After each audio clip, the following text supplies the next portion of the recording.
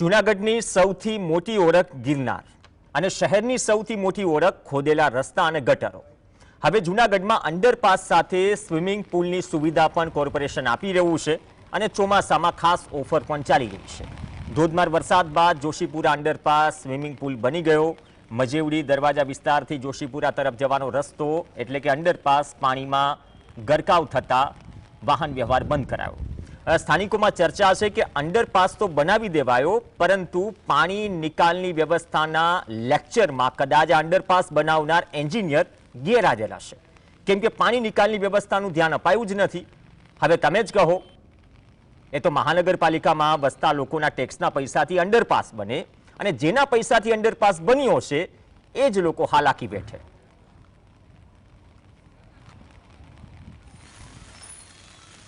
તો જૂનાગઢમાં ધોધમાર વરસાદના અલગ અલગ દ્રશ્યો. ઝાંઝરડા બાયપાસ અને અંડરપાસથી લઈને સૌથી વિકસિત એરિયા છે, પરંતુ આ વિકસિત એરિયામાંથી તમારે કમર ડૂબ પાણીમાંથી પસાર થવું પડે એ ગેરંટી છેલ્લા 5 વર્ષથી જૂનાગઢવાસીઓને મળી ગઈ છે. વાહન વ્યવહાર મોટાભાગે સંપૂર્ણ ખોરવાયો.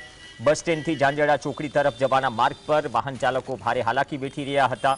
આ સ્થિતિએ ટ્રાફિક જામની પરિસ્થિતિ પણ સર્જાય અને સ્થાનિકોએ મુસાફરોને અસુવિધાનો સામનો પણ કરવો પડ્યો.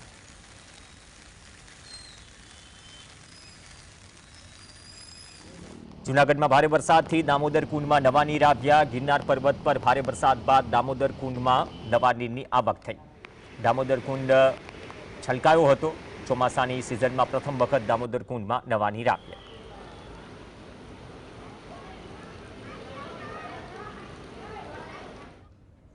કચ્છની વાત કરીએ, માંડવીના દ્રશ્યો છે. ગ્રામ્ય વિસ્તારો, ખાસ કરીને ગઢશીલા વિસ્તારમાં ધોધમાર વરસાદ થયો. શેરીઓમાં નદીઓ વહેતી હોય તેવા દ્રશ્યો સામે આવ્યા. લોકોએ નાહવાની પણ મજા માણી. ઘણી જગ્યાએ મુશ્કેલીનો પણ વરસાદ હતો, જેના કારણે સ્થાનિક લોકોને અવરજવર કરવામાં અને વાહન વ્યવહારને મુશ્કેલી પડી હતી.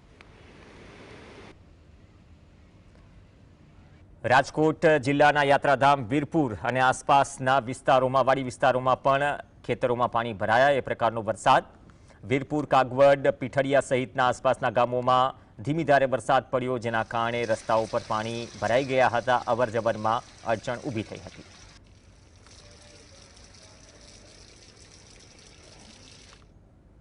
ઉપરવાસમાં થયેલા ભારે વરસાદની અસર નદી, નાળા અને ડેમમાં દેખાઈ. પંચમહાલના મોરવા હડફમાં પાણીની રેલમછેલ થઈ હતી. હડફ ડેમનો એક દરવાજો 1 ફૂટ સુધી ખોલી 1220 ક્યુસેક પાણી છોડાયું, જેના કારણે નીચાણવાળા વિસ્તારોને એલર્ટ કરાયા. ડેમની જળસપાટીમાં વધારો થતાં રૂલ લેવલ જાળવી રાખવા માટે પાણી છોડવાનો નિર્ણય લેવાયો. હાલ હડફ ડેમમાં 300 ક્યુસેક પાણીની આવક થઈ રહી છે. તંત્ર દ્વારા નદીકાંઠા વિસ્તારના માતરિયા, કડાદરા, ડાંગરિયા, ખાનપુર, મોરવા હડફ અને બાલુખેડી ગામના રહેવાસીઓને સાવચેત રહેવા અપીલ કરાઈ છે. લોકોને કપડાં ધોવા કે અન્ય કોઈ પણ કામ માટે નદી કિનારે ન જવા અપીલ કરાઈ છે.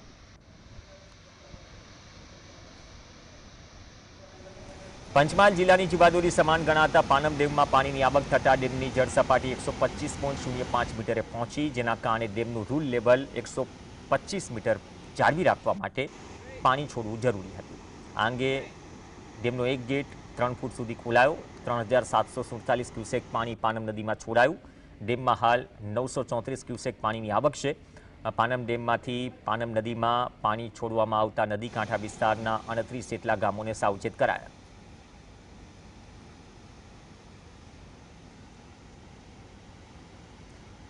સુરતના માંડવી તાલુકામાં લાખી ડેમની સ્થિતિ ભયજનક છે. ડેમની કુલ સપાટી 74.10 મીટર છે. હાલ સપાટી 72.75 મીટરે પહોંચી છે. તંત્ર દ્વારા સ્થાનિક નાગરિકો, પશુપાલકોને ડેમ વિસ્તારમાં ન જવા અપીલ કરાઈ છે. વહીવટીતંત્ર દ્વારા પ્રભાવિત 7 ગામોને એલર્ટ અપાયું.